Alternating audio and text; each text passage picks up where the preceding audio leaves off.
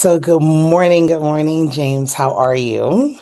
I am doing fantastic. How are you? I am doing well, thank you. And I want to thank you so much, first of all, for making time in your schedule to talk with me today. Thank you for inviting me to this wonderful platform that I've been following for quite some time now. First of all, for my audience, please give me a little bit of a background on, where you came from and where you are today, and then we'll just jump in with some questions. Well, like you, and I don't know how many of the audience, I spent the vast majority of my career in the hospitality industry for one of the largest DMOs, destination marketing organizations. And from there, I transitioned to entrepreneurship. And so currently, the company name is called the Exchange Zone. And it simply means, if you're familiar with track, how we take this baton that's passed from one teammate to the next, to the next, to the next, and get it across the finish line without dropping. We want to make sure that champions don't drop the baton. And it all happens in the Exchange Zone. Make sure whatever we do, we don't drop the baton. I think is one of the key things that I'm hearing just within your introduction. So Right, absolutely. We have to make sure, even in everything that we do, even from corporate America to entrepreneurship or vice versa, or whatever it is, that we don't drop the baton. And so, yes, even though it gets rocky and we have to slow down sometimes, speed up sometimes, we make sure that we don't become disconnected. So, I have a couple questions for you that I wanted to hear from you, and I want my audience to hear. I think it's going to be a great value to them.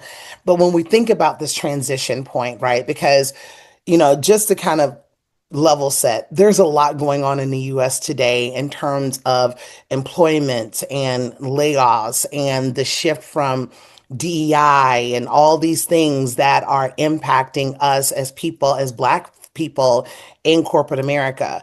And I wanted you to share with us, in terms of being in the corporate trenches, what was that moment that you realized that it was time for you to pivot? really wasn't this particular moment. When you work in corporate America, you see things, you experience things.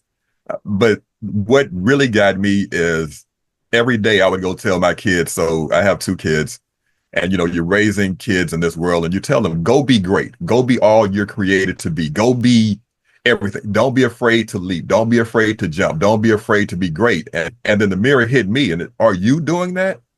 Are Mhm. you being as great as you're supposed to be? Are you doing everything that you've been created to be? Are you doing what you've been called to be? And it made me reflect. Like, okay, so if I'm good at what I was doing. I mean, I was winning awards and meeting numbers and all the stuff. But I kept looking. I'm like, in 20 years, what does this look like? In 10 years, what does this look like? Am I being all that I'm supposed to be? So then I went through this process of self-evaluation and self-reflection. And at this one event I was doing for MPI, and I was emceeing the lunches, and the speaker, who's Dr. Rob Pennington, who's since passed on, and I'm all forever grateful to him. After the lunch was over with, he came up to me and said, "Young man, I don't know what you do. I don't know who you are. All I know is I've been a speaker, a professional speaker for a long time, been introduced all over the world. And that may be the best introduction I've ever had. And for that to happen at the same day, at the same time, while I'm reflecting, was something that you lean into. And so while the transition didn't happen overnight or the moment didn't happen, that particular event, which I will never forget, really opened my eyes to a world that I had not considered. Considering back in the day, I was the kid who got in trouble for talking. Now I get paid to talk. And I appreciate, that story because, everyone's pivot is slightly different, right? Everyone comes into this field of entrepreneurship in a different way, and then even into the speaking and the emceeing world and the storytelling on an independent basis, we all enter it into a different way. Right. And it's interesting that you say that because when I think about my story and my journey, I was doing training and development in corporate America, for someone else. And I was, and this is something that I had to learn because people would often come up to me after programs and talk about, how great the program was, how, they appreciated my delivery. And I could not distinguish for a long time, was it the product and the content that I was delivering, or was it me, the vessel who was actually the person telling the story? And Yeah. so That was the aha for me. So when it was time for me to transition, not by choice, but by happenstance, it probably really was by choice, right? Because, many of us have read the book, Who Moved My Cheese? Yep. And for me, it was like, what's next? I'm not growing within this Right. organization. So what's going to keep me engaged? Right. I had to come to the realization that it was probably not within the organization. But Right. because, of that preliminary work, I really reference it as my liberation day.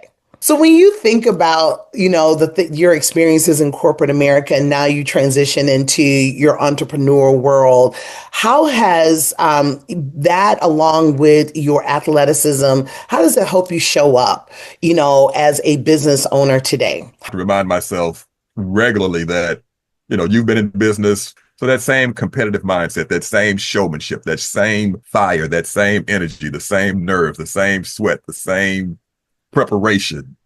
I took it from athletics and put it right into the business world. So when we think about, you talk about the exchange zone. What does it mean when someone is leaving the structure of corporate America and now learning to trust themselves as the brand? Like, Corporate America, there's certain things we had where we would research, or somebody would research for us, somebody would do the work, some kind of way you had to get information about your client and gather data. It's the same thing. What is it that you do, that you bring, that the marketplace is paying for? mhm.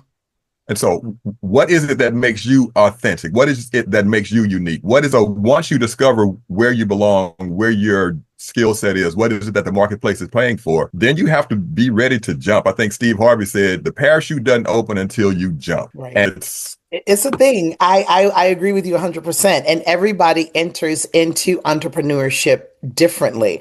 Even from me being liberated to you right, having, a conversation, after emceeing an event, it all looks different. And right, I will say that I've had conversations with friends that when I was preparing to launch my business, I did a lot of work on the back end. For me, I made the decision to go heavy on the marketing on the front end. right, Because when I was transitioning out, in my mind, I did not have a list of past relationships that were clients or potential clients that I could take with me.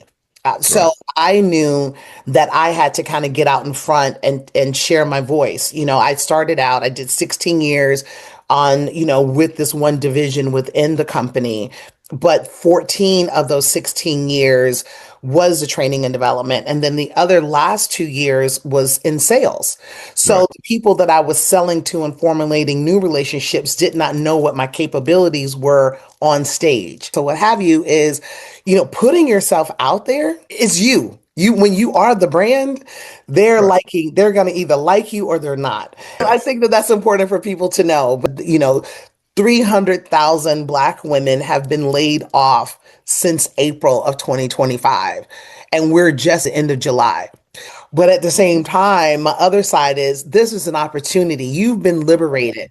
right. And in my opinion, and I will continue to talk about this, that this is a time that we have to come together as a collective. Well, here are a couple of things. Control the controllables. What you can control is your next move. And then if you have a dream, if you have a passion, if you have a desire, let somebody know. They may be able to help you. If you want to go fast, go alone. If you want to go far, go together.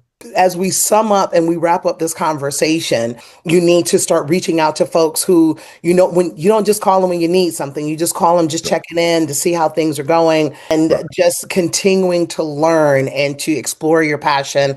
And you are, in fact, the brand. You are the face, you are the product, you are the brains behind it. And don't be afraid to lean into it. That's right.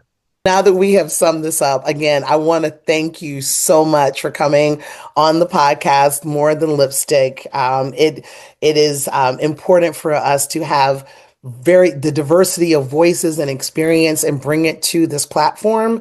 And I Right. appreciate you taking the time to share your journey with us. Y'all stay connected. The exchange zone. Let's get it. Awesome. Thank you, my friend. Have a All right, thank blessed you. day. Bye bye. Bye.